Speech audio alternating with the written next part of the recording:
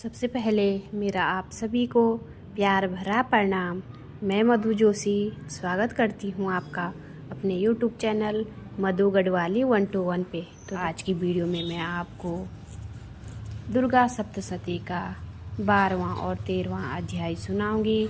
आप भी मेरे साथ दुर्गा सप्तशती का 12वां और 13वां अध्याय ध्यानपूर्वक और पूरा जरूर सुनिएगा। देवी बोली, जो पुरुष एकाग्र होकर इन स्तोत्रों से नित्य मेरी स्तुति करेगा, उसकी सभी बाधाएं मैं निसंशय नाश कर दूंगी। लुटेरे तथा राज्य से भी कोई भय नहीं आएगा और न शस्त्रों से न अग्नि से भय कभी भी न होगा। इसलिए मेरा महात्म्य एकाग्रचित्त होकर पढ़ना या सुनना चाहिए।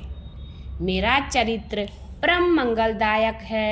महामारी से उत्पन्न सभी उपद्रव्यों को तथा तीनों पापों को मेरा महात्म्य शांत कर देता है।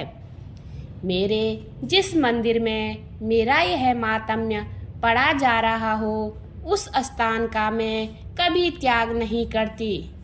वहाँ मेरा सदा सन्निधान रहता है। बलिदान, पूजा, अग्निहोत्र एवं महोत्सव में इस मेरे सारे चरित्र का पाठ करें और श्रवण करें। इस प्रकार विधि जानकर अथवा बिना जाने बलि, पूजा, हवन आदि जो कुछ भी करेगा, उसे मैं प्रीतिपूर्वक ग्रहण कर लेती हूँ।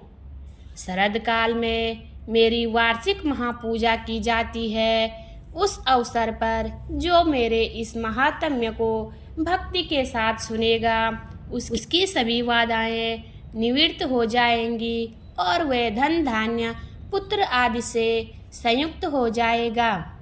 मेरी उस पर कृपा होगी, इसमें संशय नहीं है। मेरे इस महात्म्य को, मेरी उत्पत्ति की पवित्र कथाओं को एवं युद्ध में मेरे पराक्रम को जो मनुष्य सुनेगा, वो सर्वथा निर्भय हो जाएगा। मेरे महात्म्य सुनने वाले मनुष्यों के शत्रु नष्ट हो जाते हैं, कल्याण प्राप्त होता है और कुल आनंदित रहता है। सभी शांति कर्मों में देखने पर ग्रहों की दारुण पीड़ाएं निवृत्त हो जाती है। मनुष्य का देखा हुआ बुरा सपना सुख संपन्न हो जाता है। बाल ग्रहों द्वारा पीड़ित बालकों के लिए यह महात्म्य शांतिदायक है। मनुष्यों में फूट हो जाने पर यह महात्म्य मित्रता कराने में परम उत्तम है। सभी दुराचारियों के बल को भली भांति नाश कर देता है। पढ़ने से ही राक्षस, भूत, पिशाच आदि का नाश हो जाता है। और मेरा यह सारा महात्म्य मेरी सनिधि प्राप्त करा देता है। पुष्प, अर्घ, दीप, धूप, गंध तथा उत्तम दीपों द्वारा मेरे पूजन से ब्राह्मणों को भोजन कराने में, होम में प्रतिदिन के अभिषेक से और भी अनेक प्रकार के भोगों के दान से वर्ष भर जो मेरे अर्पण करके आराधना करते हैं, इससे जो मुझे प्रसन्नता होती है, वही प्रसन्नता मेरे इस महात्म्य के एक बार सुनने से हो जाती है। इससे सुनते ही सब पाप नष्ट हो जाते हैं, फिर आरोग्य प्राप्त हो जाता है। मेरी उत्पत्तियों का कीर्तन तो सभी भूतों से रक्षा करता है। युद्ध में वर्णित मेरा जो चरित्र दुष्ट दैत्यों के नाश करने वाला है, उसके श्रवण करने पर मनुष्य को वैरियों से किसी प्रकार का भय नहीं रहता। हे देवतागण, तुम लोगों ने जो भी मेरी स्तुति की है एवं ब्रह्म ऋषियों ने जो भी की है और ब्रह्मा जी ने भी की है, वे सभी मंगलमयी बुद्धि देती है। वन में शून्य स्थान पर अथवा वन की अग्नि से घिर जाने पर, शून्य स्थान में डाकुओं से घिर जाने पर, शत्रुओं द्वारा पकड़े जाने पर अथवा वन में शेर, चीता एवं जंगली हाथियों का पीछा करने पर, क्रोध में आकर राजा ने वध की आज्ञा दे दी हो या कैद में पड़ गया हो अथवा महासमुद्र में जहाज पर बैठ जाने के बाद भारी तूफान आ जाए, उससे जहाज डगमगाने लगे, ऐसे अवसर पर घोर संग्राम में शस्त्रों का प्रहार होने लग जाए, सब प्रकार की बाधाएं पड़ रही हो, किसी महापीड़ा से व्याकुल हो, इस प्रकार की सभी घोर विपत्तियों से इस मेरे चरित्र का स्मरण करने वाला पुरुष छूट जाता है। बोलिए दुर्गा मैया की जय। दुर्गा सप्तशती का 13वां अध्याय। 13वें अध्याय में राजा सूरत और वैश्य को देवी का वरदान का वर्णन किया गया है। ऋषि बोले, हे राजन, इस प्रकार मैंने देवी जी का उत्तम महात्म्य तुम्हें सुनाया। जिसने इस जगत को धारण कर रखा है वह देवी इस प्रकार के प्रभाव वाली है। वही देवी विद्या उत्पन्न करती है, उसी विष्णु की माया ने ही, हे राजन, तुमको, इस वैश्य को तथा और भी विवेकवान जनों को मोहित कर दिया। यह पहले भी मोहित थे, फिर आगे भी मोहित होंगे। इसलिए हे महाराज, तुम उसी परमेश्वरी की शरण में आ जाओ, क्योंकि वही देवी आराधना करने पर मनुष्यों को भोग एवं मोक्ष आदि प्रदान करती है। मार्कंडेय जी ऋषि बोले, क्रोष्टक्वी जी ने इस प्रकार ऋषि की बात सुनकर राजा सूरत ने उत्तम व्रतधारी महाभाग मेधा ऋषि को प्रणाम किया तथा ममता और राज्य आदि के हरण से दुखी होकर तत्काल ही वह राजा तप करने चला गया। वह वैश्य भी नदी के समीप जाकर भगवती के दर्शन आदि देवी के सूक्त का ताप करने चला गया। वह वैश्य भी नदी के समीप जाकर भगवती के दर्शन आदि देवी के सूक्त का जप करने लगा और फिर राजा तथा वैश्य दोनों नदी के समीप मिट्टी से देवी की मूर्ति बनाकर प्रतिदिन पुष्प, धूप और हवन, तर्पण आदि से धीरे धीरे थोड़ा आहार करते हुए निराहार होकर एकाग्रता से देवी जी में मन लगाकर एक चित्त होकर देवी जी की आराधना करने लगे। उन दोनों ने बलि प्रदान के समय अपने अंगों के रुधिर का प्रोक्षण किया। इसी प्रकार संयम पूर्वक 3 वर्ष पर्यंत आराधना करते रहे। तब तो जगत को धारण करने वाली देवी ने प्रत्यक्ष होकर दर्शन दिए और तब राजा से चंडिका देवी जी बोली, हे राजन कुल नंदन, तुम दोनों जिस अभिष्ट की प्राप्ति के लिए मेरी प्रार्थना करते रहे हो वह मुझसे मांगो, मैं प्रसन्न हूँ, तुम्हें सब कुछ दूंगी।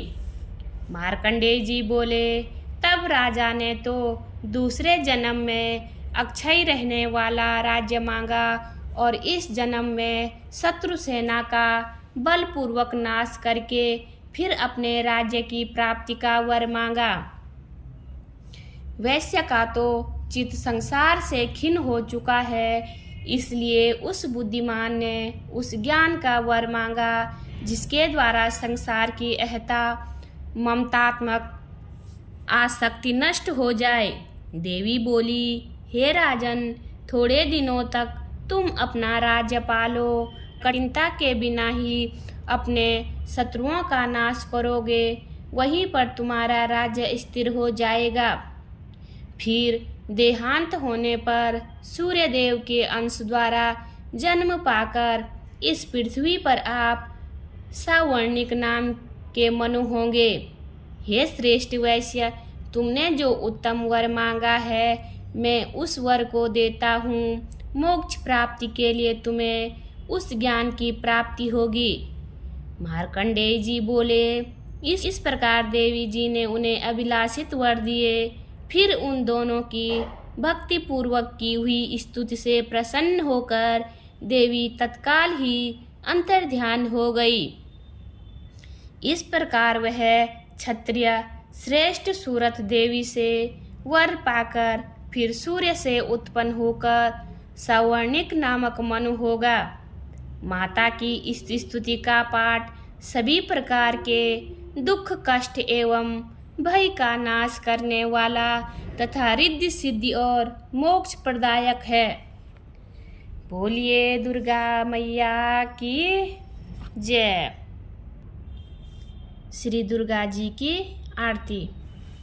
जय अम्बे गौरी मैया जय श्यामा गौरी, तुमको निस दिन ध्यावत हरि ब्रह्मा शिवजी।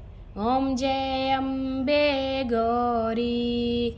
मांग सिंदूर विराजत टीको मृग मद को, उज्ज्वल से दो नैना चंद्र वदननी को।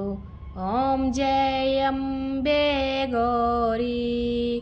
कनक समान कलेवरी रक्तांबरी राजे, रक्त पुष्प गलमाला कंठन पर साजे। ओम जय अम्बे गौरी।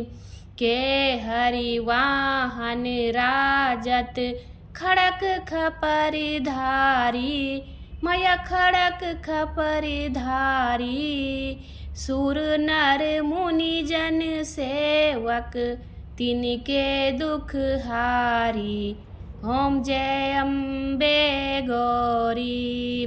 कानन कुंडल शोभित नासाग्रे मोती, मैया नासाग्रे मोती। कोटिक चंद्र दिवाकर समराजत ज्योति। ओम जय अम्बे गौरी।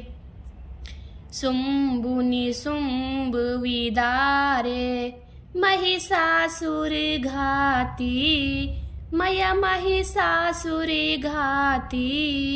धूम्र विलोचन नैना निस दिन मदमाती। ओम जय अम्बे गौरी। चंड मुंड संघारे शोणित विजहारे, मधु के टब दो मारे सुर भयहीन कारे। ओम जय अम्बे गौरी।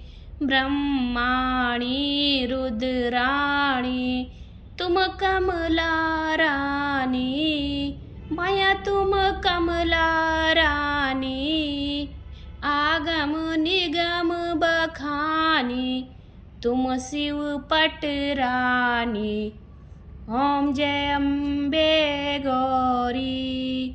64 योग निगावत नृत्य करत भैरो, बाजत ताल मृदंगा अरु बाजत डमरू। ओम जय अम्बे गौरी। तुम ही जग की माता तुम ही हो भरिता, मैया तुम ही हो भरिता। भक्तन की दुख हरता सुख संपत्ति करता। ओम जय अम्बे गौरी। भुजा चार अति शोभित वर मुद्रा धारी, मन मांछित फल पावत सेवत नर नारी। ओम जय अम्बे गौरी। कंचन थाल विराजत अगर कपूरी बाती, मैया अगर कपूरी बाती। श्री अम्बे जी की आरती जो कोई नर गावे, मैया प्रेम सहित गावे। कहत शिवानंद स्वामी, कहत हरे हरि स्वामी, सुख संपत्ति पावे। ओम जय अम्बे गौरी। बोलिए दुर्गा मैया की जय। उम्मीद करती हूँ आपको वीडियो पसंद आई होगी। वीडियो पसंद आए तो वीडियो पे लाइक कीजिए, कमेंट कीजिए, अपने दोस्तों के साथ शेयर कीजिए। चैनल पे नए हो तो सब्सक्राइब ज़रूर कीजिए। मैं मधु जोशी मिलती हूँ आपको अगली वीडियो में। तब तक के लिए बाय बाय, धन्यवाद।